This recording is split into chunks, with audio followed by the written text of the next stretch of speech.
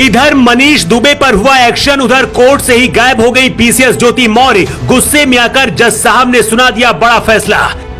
सफाई कर्मी नहीं अब मंत्री बनेंगे आलोक मौर्य। पैरों में गिरकर माफी मांगने लगी ज्योति मौर्य, बोली अब कभी नहीं जाऊंगी छोड़कर। ज्योति मौर्य और पति आलोक को अदालत में मिलना था, लेकिन हो गया कुछ ऐसा कि जज साहब भी गुस्से से लाल हो गए। ज्योति मौर्य पर 18 अगस्त को अब सबसे बड़ा फैसला सुनाया जाएगा।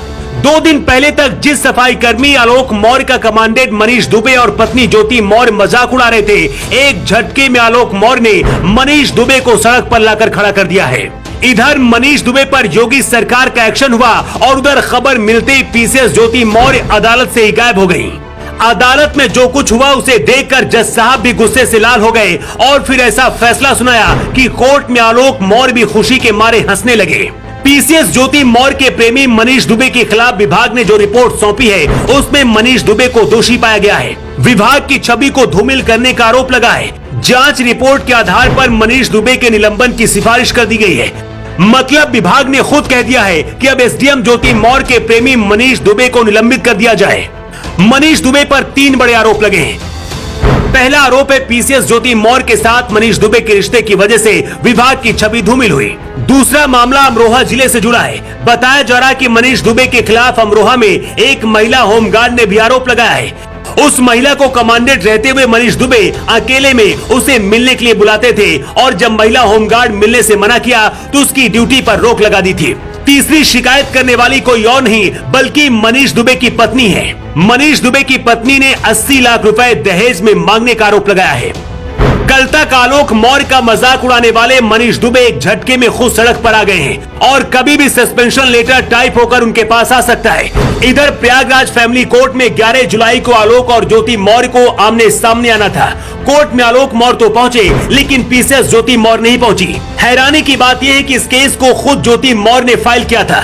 ज्योति मौर्य के सामने अब इधर कुआं और दूसरी तरफ खाई है। पति आलोक को छोड़ चुकी हैं और प्रेमी मनीष पहले से ही कई लड़कियों को घुमा रहा है। ज्योति मौर्य की अदालत में नहीं पहुंचने की वजह से बताया जा रहा है कि जज साहब भी गुस्से में थे और 18 जुलाई को आखिरी तारीख दी है। 18 जुलाई को अब ज्योति और आलोक का तलाक हो सकता है, लेकिन सूत्र बताते हैं कि अब ज्योति तलाक नहीं लेना चाहती हैं और आलोक मौर्य के पास वापस लौटना चाहती हैं। अपनी जीत पर पहली बार आलोक मौर्य कोर्ट के अंदर ही हंसते नजर आए और इधर मनीष दुबे रो रहे होंगे। शायद आलोक को अब लग रहा है कि उन्होंने ये लड़ाई जीत ली है, लेकिन इसी बीच बताया जा रहा है कि कई राजनीतिक पार्टियां भी आलोक मौर्य के संपर्क में है। सोशल मीडिया पर भी लोग आलोक मौर्य से कह रहे हैं कि आप चुनाव लड़ो और हम आपके साथ हैं, इसके बाद मंत्री बनकर ज्योति मौर्य से बदला लेना। इसी बीच जांच कर रहे विभाग के बड़े अधिकारियों को ज्योति और प्रेमी मनीष का एक ऑडियो भी मिला है, जिसमें दोनों आलोक मौर्य को रास्ते से हटाने की बात कर रहे हैं। इस ऑडियो को फोरेंसिक जांच के लिए भेजा गया है और अगर ये सही पाया जाता है तो बहुत ही जल्द ज्योति और मनीष जेल के अंदर होंगे। इतना सब कुछ होने के बाद भी आलोक मौर्य ज्योति को अपनाने के लिए तैयार है। आलोक मौर्य का कहना है कि मैं अपनी दोनों बेटियों के खातिर ज्योति ने जो किया उसे भूल जाऊंगा, बस वो लौट कर वापस आ जाए। लेकिन इसके साथ ही आलोक का कहना है कि मैं मनीष दुबे को नहीं छोड़ूंगा।